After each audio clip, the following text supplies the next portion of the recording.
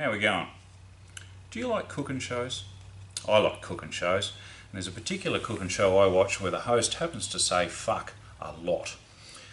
Now, he does make pretty good food, and he's pretty entertaining. One of the things he does do is he claps his hands and stuff magically appears right in front of him, and I'm going to give that a crack right now. What do you know? Look at that. Now, we've got some epoxy here. That's pretty standard fare for me. I made a few videos about that if you've been here before. What is something new is this. This is Stuart Semple's Black 3.0. This is supposedly the blackest paint you can buy, and I'm going to see what happens when you put it on timber and make a mini live edge river table and see whether we can get the light to play the same way under epoxy as it does when it's not. So when I reached out to Stuart Semple's team and asked them about what I was going to do, they didn't really have any immediate information for me. And so I take that as probably not been done before.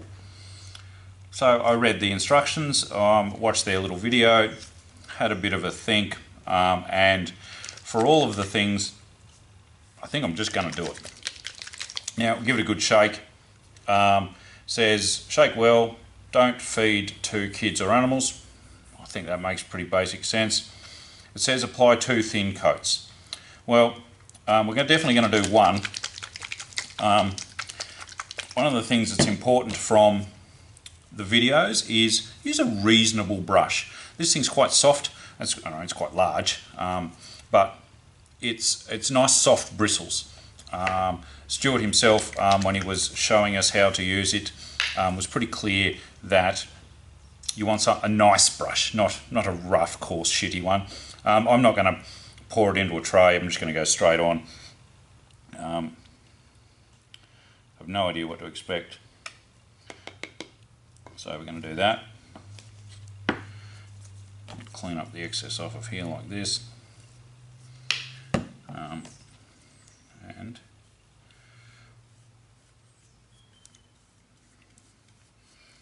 get down in there.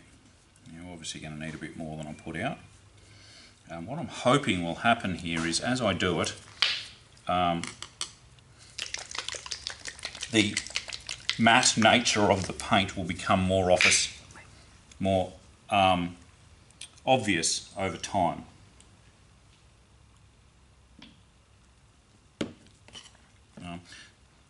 It's an acrylic, and so it certainly would appear to be behaving like an acrylic.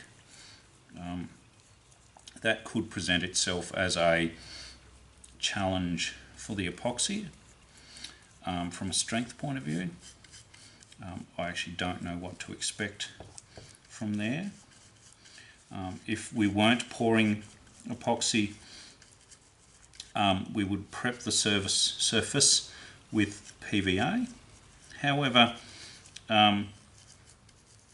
PVA is actually a release agent for epoxy, so it definitely would not stick.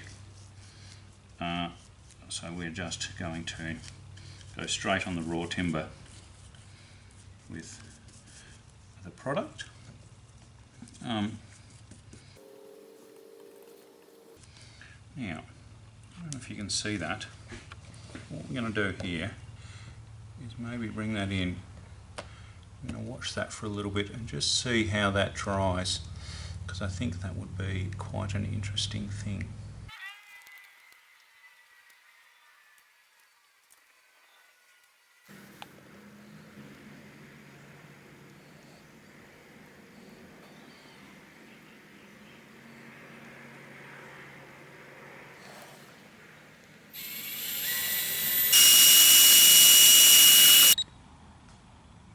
Good.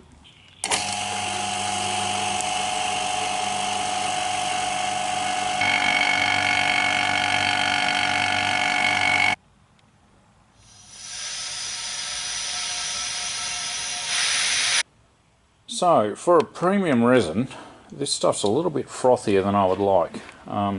Claims are that it will degas very well, but this small volume sucked up a lot of air when being mixed, and we're some 40 minutes later and still quite bubbly. I'm going to pour anyway, but I'm not going to name this particular resin because I am very disappointed with its behaviour, and may not actually use it again.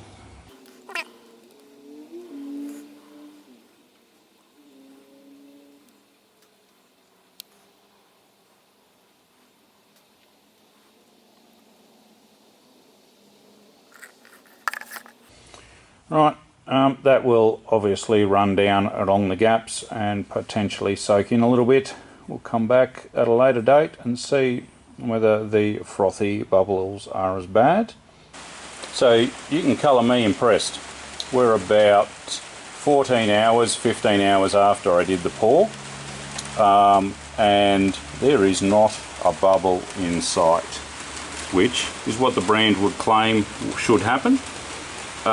And given how frothy it was a few moments ago for you, this is a good thing. So we have had a few days, maybe 5, for the epoxy to set on this test that I'm doing, and I will admit to being pleasantly surprised. My expectations when I started were that the epoxy would probably undo some of the impact or some of the effect of the Black 3.0, which is, you know, supposedly the blackest paint, certainly available to artists everywhere. However, and I'm just going to bring this up so we can have a closer look, the epoxy, the effect of the paint where the epoxy has gone is actually much better. It's like a deep black hole. There is literally no texture or feature in the timber. There is still some feature visible after, I think I did 3 coats here on the timber. It's black, that's for sure, but where the epoxy is, there is none of this feature. And if we have a look, this thing here is, I think it's even the same board. The texture here, this is what the black paint has hidden, and then with the epoxy hidden even more. Quite impressed. Quite impressed with the product. Quite impressed with the outcome of this little test. You'll note that the epoxy is really clear. I'll admit to being a bit surprised, having seen how it behaved as I was mixing and pouring, but again, come up really well. I am going to strength test this, more so for my own, I guess, curiosity. I really like that effect. I really like that sort of deep, dark edge, and I think it would make a really interesting river table. So for those of you watching this and thinking, oh, does it work? Well, certainly from the point of view of the black, super black paint doing its job, yeah, it works. Is it strong? Don't know. We're about to find out, and I'll do the same as I've done in previous. Put it in my book press, wind it up until it cracks, see where it breaks, and I guess give some feedback on how I feel about the amount of pressure required to break it.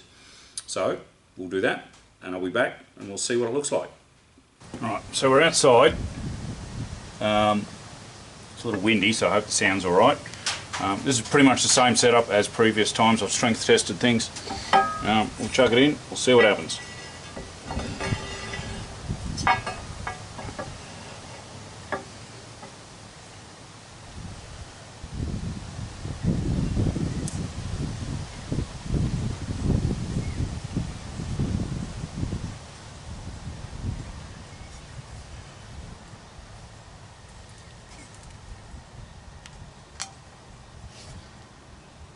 There's a fair bit of pressure on it now.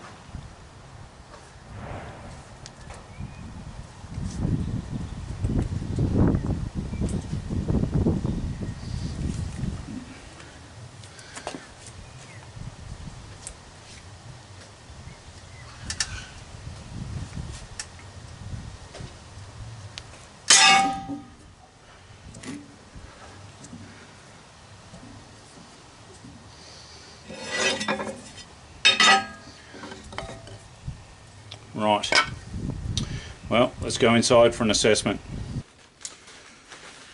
So, it's obviously broken at the join where the paint is. That is not a surprise. It was still pretty strong for what is essentially a sealed edge. I feel like the pressure required to make that break the way it did was at least equal to, if not greater than, previous tests, which would mean that it is up to task for a river table, given a reasonable depth. That would be 20, maybe 25 mil. I wouldn't go thinner than that, and I reckon for a nice table you'd be 30 or 35 finished anyway, and that would be plenty strong enough, particularly with an angle where you get a greater surface area. Certainly what I'm going to say is that was a win. I enjoyed doing that. It was an interesting project. Possible it's been done before, I don't know. Certainly when I contacted Culture Hustle, they didn't seem to have any information on people having done it before, so you know, maybe I could claim to be first, don't know. What I do know is this is a fun product, worth the spend. Get your hands on some and have a play. If you're interested in this sort of stuff as a painter, you'll probably find this super exciting. Really good product. Really happy with this result. Yeah, I broke it. That's a win, given how much pressure it took. So, yeah, gonna do this again on a big scale one day.